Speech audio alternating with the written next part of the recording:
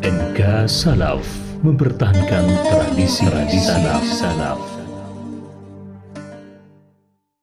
Assalamualaikum warahmatullahi wabarakatuh. Bismillah, alhamdulillah, salatu wassalamu ala rasulillah wa ala alihi wa sahbihi wa mawalah wa la hawla wa la quwwata illa billah. Allahumma salli ala sayyidina Muhammad wa ala ali sayyidina Muhammad. Qala Nabi sallallahu alaihi wasallam, may yuridillahu bihi khairan yufaqihu fid din, al-hadits ma ba'du. Alhamdulillah, kita panjatkan syukur kepada Allah Subhanahu wa taala dan salawat atas Rasulullah sallallahu alaihi wasallam. Baik sahabat NK Salaf maupun sahabat Tadarus Kitab dimanapun Anda berada, alhamdulillah pada kesempatan kali ini kita dapat bersua kembali. Namun pada sesi saat ini kita berbeda dengan part-part sebelumnya. Kita akan membacakan pertanyaan-pertanyaan yang masuk kepada kami melalui deskripsi, melalui komentar maupun juga email. Dan nanti akan kami sertakan email yang akan kami sediakan untuk para sahabat-sahabat yang ingin bertanya tentang seputar ilmu fikih. Insyaallah di sini akan kami cantumkan. Dan langsung saja kita akan memasuki pertanyaan pertama yang pada kesempatan kali ini dari saudara kami yang bertanya tentang masalah wudu. Pertanyaan pertama ini dari saudari Nawal Bajuri. Assalamualaikum warahmatullahi wabarakatuh. Sebelumnya kami sangat senang dengan adanya channel ini karena kami dapat menambah ilmu fikih. Kami ada pertanyaan seputar wudu. Kapan kita disunahkan? Kami ada pertanyaan seputar wudu. Kapan kita disunahkan untuk berwudu? Sebelumnya kami mohon maaf. Assalamualaikum warahmatullahi wabarakatuh. Mungkin bisa langsung panjenengan jawab tentang pertanyaan dari saudari Nawal Bajuri ini. Nawal Bajuri, kapan kita disunahkan untuk berwudu? Seperti itu. Ya, baik. Saya merangkum dari berbagai kitab, diantaranya kitab Al-Fiqhul Islami wa Adillatuhu, karya Profesor Dr. Syekh Wahbah Az-Zuhaili, guru di Universitas Damaskus. Kemudian di dalam kitab Asy-Syarqawi Syarah At-Tahrir di halaman 44 sampai 47, Matba'ah Al-Haramain. Di situ dijelaskan yang pertama adalah tajdidul wudu. Tajdidul wudu maksudnya membaharui wudu yang sudah dikerjakan untuk sholat, kemudian wudu lagi untuk melaksanakan sholat atau melaksanakan membaca Al-Quran atau hadis misalnya. Itu disunahkan. Untuk wudu yang kedua, padahal sebelumnya belum batal gitu. Jadi wudu yang pertama belum batal, namun masih wudu lagi. Tapi syaratnya sudah digunakan untuk sholat. Dan wudu yang pertama. Kalau tidak digunakan untuk sholat, maka tidak disunahkan untuk tajdidul wudu. Tidak disunahkan untuk wudu kembali. Betul. Baik, untuk berikutnya. Untuk yang kedua adalah mau melaksanakan mandi wajib.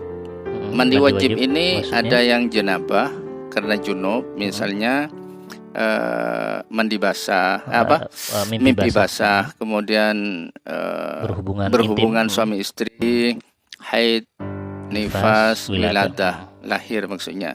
Nah, untuk mandi wajib seperti itu disunahkan terlebih dahulu untuk melaksanakan wudu. Sebelum mandi wajib disunahkan wudu terlebih dahulu. Baik. Ya. Yang ketiga, orang yang junub ini hanya dua ya. Apa namanya tadi? Mimpi basah dan bercampur suami istri. Berhubungan suami istri. Nah, orang junub ini dimakruhkan makan. Maka untuk menetralisir itu dianjurkan, disunahkan untuk wudu terlebih dahulu, baru makan begitu. Baik. Oke. Kemudian berikutnya yang nomor 4, orang junub mau tidur. Karena kalau tidak wudu, maka orang junub itu makruh tidur ya.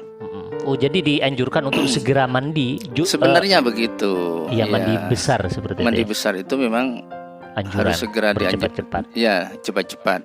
Kecuali memang ada uzur kan. Misalnya waktunya terlalu dingin atau lagi ngurusi air, tidak ada air dan seterusnya. Ada uzur. Ya. Kemudian yang kelima, orang junub mau kumpul kembali dengan istrinya. Artinya mau berhubungan suami istri kembali. Nah, betul. Dan Adakah fadilah dari di sunnahnya, disunahkannya? Dampak positifnya memang katanya lebih nasyat al-jadid. Jadi ada kesemangatan baru begitu. Membangkitkan kembali libido, nafsu kembali, betul, seperti itu. Iya. Baik. Kemudian yang keenam, orang yang hadas kecil mau tidur. Jadi orang itu 24 jam memang dianjurkan untuk mempunyai wudu kan begitu, termasuk mau tidur begitu. Jadi tidurnya dalam keadaan punya wudu. Jadi sunnah sebelum tidur berwudu terlebih dahulu. Bagi yang tidak wudu sebelumnya. Iya, bagi yang tidak punya wudu. Bagi yang tidak wudu sebelumnya. Baik. Kemudian yang nomor 7, ketika marah. Karena marah ini kata Rasulullah timbulnya dari api. Jadi api itu dipadamkan dengan air melalui wudu. Jadi ini pesan bagi yang suka marah mungkin ya. Iya. Untuk meredam amarah, untuk menghilangkan rasa marah. Jadi ada anjuran dari Rasulullah, tips ya, untuk bisa meredam kemarahan dengan cara berwudu. Tapi hukumnya sunnah. Sunnah, betul ya. Baik. Kemudian yang nomor 8, setelah ngerumpi, setelah ghibah, omong-omongan kotor, misalnya cuci maki, mengadu domba, bohong, itu disunahkan berwudu setelah dahulu. Itu ya. Setelahnya ya. Sunnah wudu. Baik. Kemudian yang nomor 9, setelah menyentuh mayit. Ya, menyentuh saja disunahkan wudu. Kalau memandikan mayit, sunnah mandi. Oh, kalau memandikan sunnah mandi, tapi kalau menyentuh sunnah wudu. Sunnah wudu. Oh, ya. Bagi yang memandikan itu mungkin sunnah mandi, yang memandikan mayit, tapi kalau hanya sekedar menyentuh, sunnah wudu. Sunnah berwudu. Setelah menyentuh ya. Iya. Baik. Begitu juga sunnah mewudukan mayit sebelum memandikan mayit. Itu. Mewudukan mayit. Jadi wudu itu sunnah.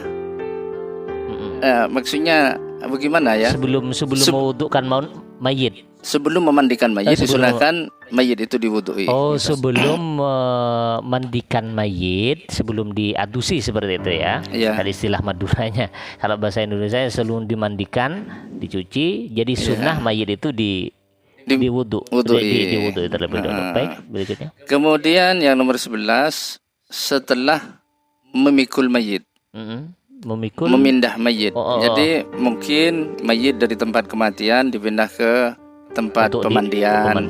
Ya, dari tempat pemandian ke tempat sholat misalnya. Dari tempat sholat dibawa lagi ke tempat kubur. Nah, dari tempat-tempat itu disunahkan orang yang membawa itu disunahkan berwudu. Baik. Setelah itu maksudnya, bukan sebelumnya. Kemudian berikutnya yang nomor 11 ya. Setelah untuk membaca Al-Quran, bukan untuk menyentuh Al-Quran. Kalau menyentuh Al-Quran itu hukumnya berwudu wajib, tapi untuk membaca Al-Quran itu hukumnya sunnah. Oh, sekedar membaca Al-Quran hukumnya sunnah.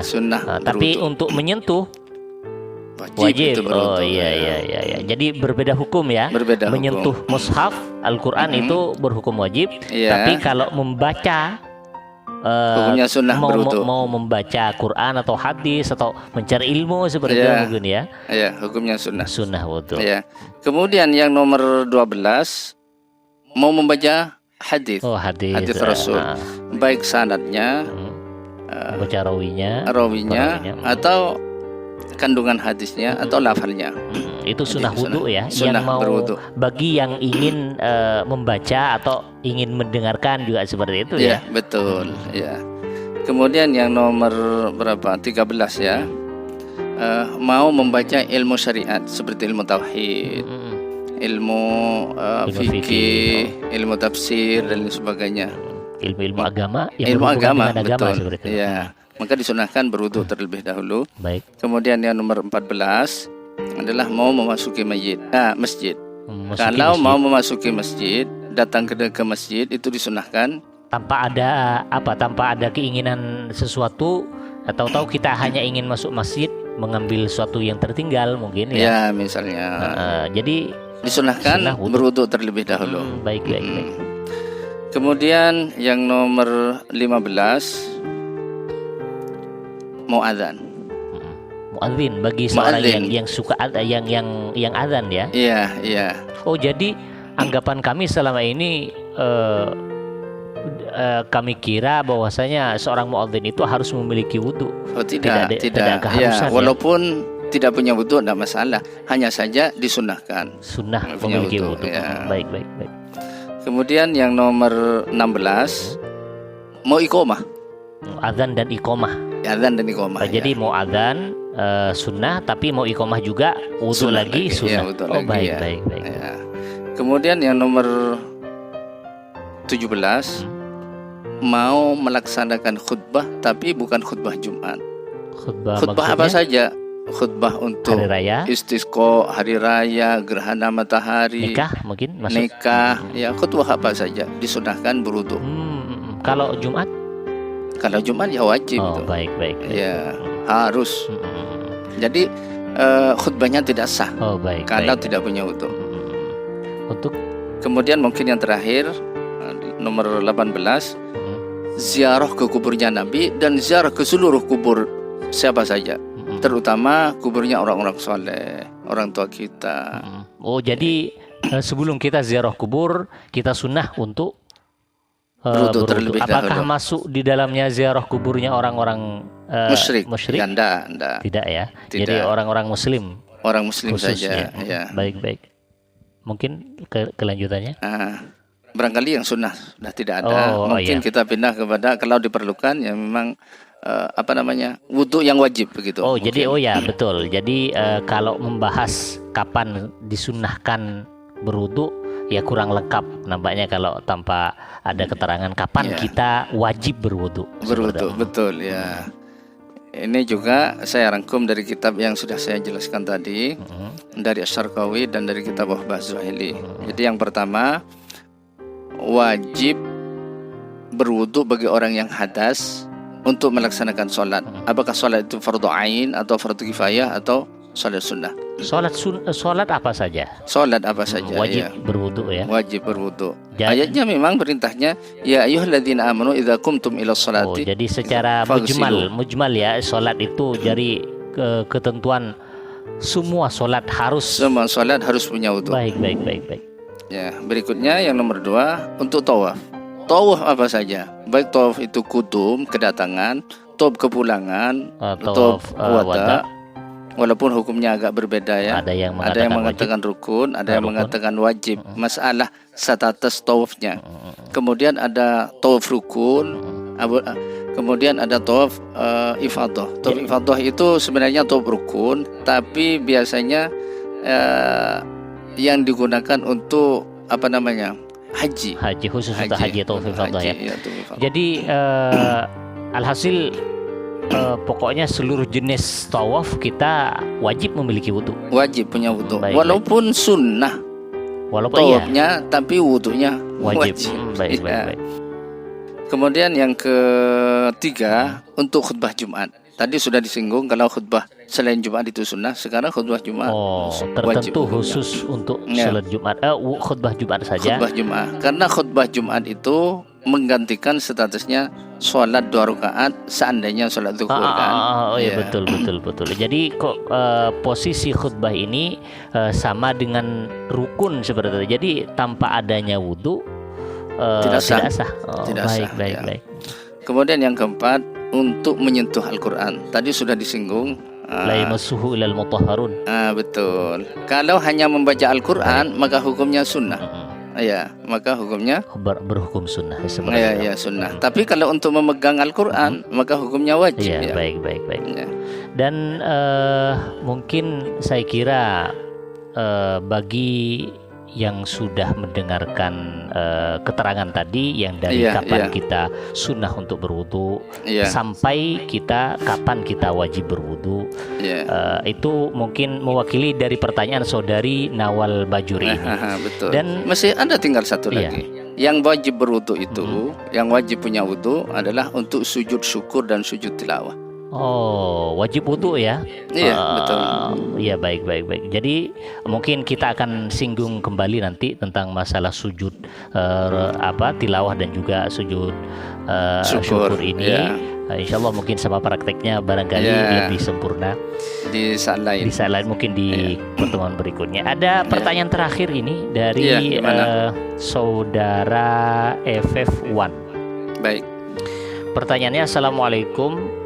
Apa hukumnya misalnya sholat subuh masih waktunya dan kita tidak sengaja membaca niat subuh tapi membaca niat qodaan, sementara belum terlambat, bagaimana hukumnya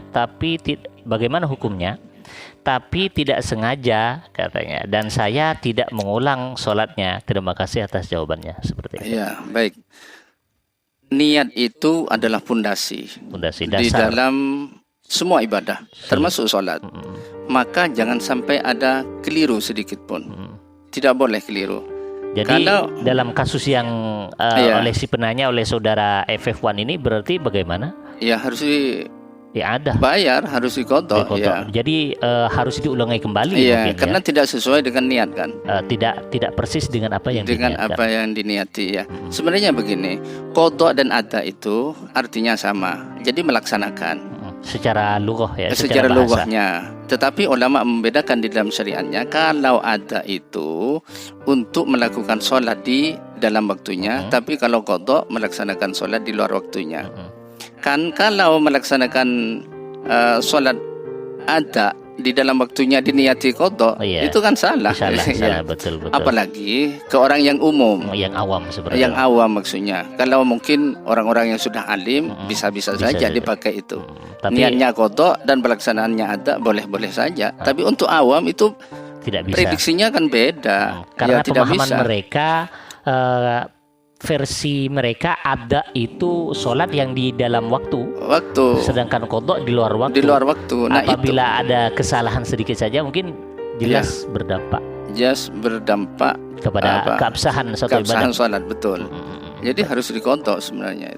Jadi untuk jawaban terhadap saudara FF1 ini, kalau sampean meniatkan sholat qodho itu diniati di luar waktu, maka tidak bisa. Kalau pemahaman sambian ada di dalam waktu, qodho di luar waktu, maka status yang sholat sambian ini harus mengulangi. Seperti itu.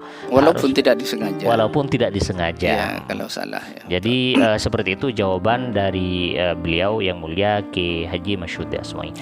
Terima kasih atas kebersamaannya. Mungkin kita akan lanjut kembali di pertemuan yang berikutnya, dan sekali lagi kami himbau kepada seluruh teman-teman dan juga sahabat Engkar Salaf dan juga tadarus kitab yang ingin bertanya seputar fikih, baik disertakan melalui kolom komentar ataupun melalui email yang akan kami cantumkan di bawah ini.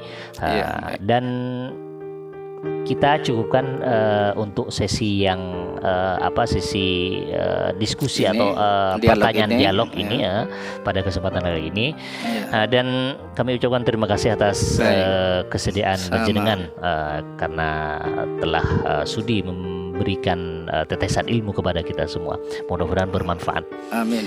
Dan kita akhiri, dan dari kami sebagai pembawa acara, mohon maaf atas segala kekhilafan dan kekurangan. Hadanallahu wa iyyakum ajma'in. Assalamualaikum warahmatullahi wabarakatuh. Waalaikumsalam warahmatullahi wabarakatuh.